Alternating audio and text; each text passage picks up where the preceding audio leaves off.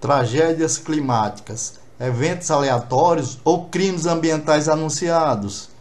Vejamos aí uma figura do efeito estufa natural à esquerda e o efeito estufa intensificado pelo homem, né, através da liberação cada vez mais dos gases prejudiciais ao ambiente, né? Aí nós temos o que provoca quais são os provocadores desses gases, desse aumento dos gases. As queimadas, os clorofluorcarbonos, os automóveis, as fábricas, etc. Nessa próxima figura, nós temos as queimadas na Amazônia através da liberação dos gases carbônicos, né? Do gás carbônico principal, gás do efeito estufa. Temos também a liberação através dos automóveis, as fábricas. Aí o gás carbônico liberado através de uma chaminé na natureza. O atual aumento do CO2 se deve principalmente à queima de combustíveis fósseis e à mudança na utilização dos solos, né? São 40 bilhões de toneladas de gás carbônico liberados em 2023, né? Aí novamente o gráfico do que provoca o aumento do gás do efeito estufa. Os principais gases do efeito estufa, o gás carbônico principal. As manchetes dos jornais e artigos sobre o meio ambiente, com esses aumentos exagerados de temperatura, batendo recordes. Nós temos aí fotos de termômetros por várias partes do mundo, com temperaturas absurdas, altíssimas, né? O planeta está em ebulição, disse o secretário-geral da ONU, Antônio Guterres, né? Falou a verdade. Aí temos a desmatamento na Amazônia,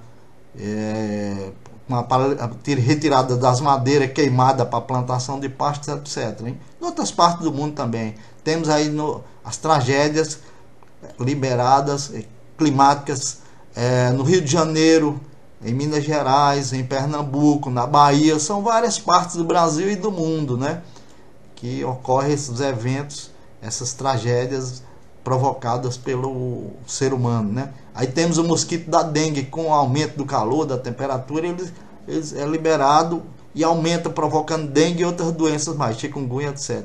São mais de 4 milhões de casos no Brasil este ano, mais de 2 mil mortes, né? As enchentes no Rio Grande do Sul, número de pessoas mortas já passa de 166, número de feridos também é um absurdo, pessoas desaparecidas, mais de 2 milhões de pessoas afetadas, pessoas desalojadas, pessoas em abrigo, etc, né? Aí temos as fotos no Rio Grande do Sul da tragédia que ocorreu esse ano, né? Isso aí vão ser anos para recuperação. E o pior, cada vez mais que passa, as pessoas vão adoecendo, né? Agora vem os efeitos através das doenças, através por diarreias, né? Leptospirose, etc. Várias outras doenças, com mortes inclusive, né? Já foram constatadas várias mortes, pessoas internadas, doentes e tudo mais. É uma tragédia, um absurdo. Aí nós temos as fotos das pessoas sendo resgatadas por barcos, né? Porque não pode ser transporte normal de automóveis e tal, ou caminhões, ou ambulância, tem que ser por barcos. E aí nós temos figuras de garotos, crianças sendo resgatadas aí pelas pessoas, pelo exército, que está também ajudando muito, várias ONGs. Aí nós temos idosos, né? Uma senhora, uma mãe chorando com o filho abraçado por causa do desastre. Pessoas doentes, bebês, pessoas idosas, pessoas sendo retiradas, né? Muitas mortes, tudo mais. É um absurdo isso aí. Aí pessoas na comoeira das casas, né? No teto, lá sendo resgatado. Pessoas ajudando, que as pontes foram destruídas. Nós temos imagem de satélite do antes, que está à esquerda da tragédia, e depois de satélite dá para ver isso aí. Nós temos umas pesquisas que diz que o culpado suíço são a ação da devastação humana, 64% sim, em partes 35% não, tem os que negam, tal. A poluição industrial, as causas da mudança climática, poluição industrial como 29%, mais veículos, tudo, desmatamento, as queimadas para a liberação do água, 29%, ocupação desordenada das cidades, 22%. Os bancos no mundo inteiro investiram 7 trilhões de dólares desde 2015 no Acordo de Paris. O Senado aqui, a Câmara também estão liberaram várias emendas para desmatamento, para o pessoal, para o agro, né, para favorecer grupos.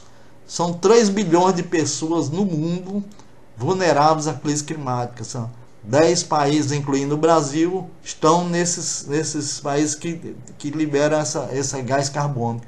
São 2 milhões de pessoas morreram nos últimos 50 anos provocados pelas essas tragédias climáticas. As geleiras estão derretendo, aí nós vemos, depois a gente vai discutir, debater sobre isso.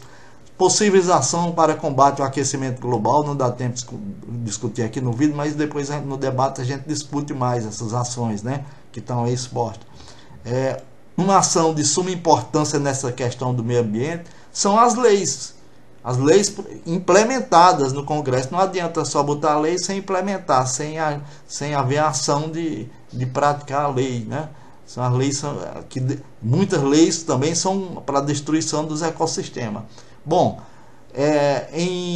há 70 anos atrás, um químico norte-americano chamado Charles Killig, ele observou o número intenso da concentração de gás carbônico na atmosfera. Fruto dos seus estudos, ele elaborou um gráfico lá nos Estados Unidos chamado, botaram o nome de hoje, curva de Killing, né? Chamada curva de Killing, que as universidades, as organizações para proteção do meio ambiente usam até hoje, vários cientistas.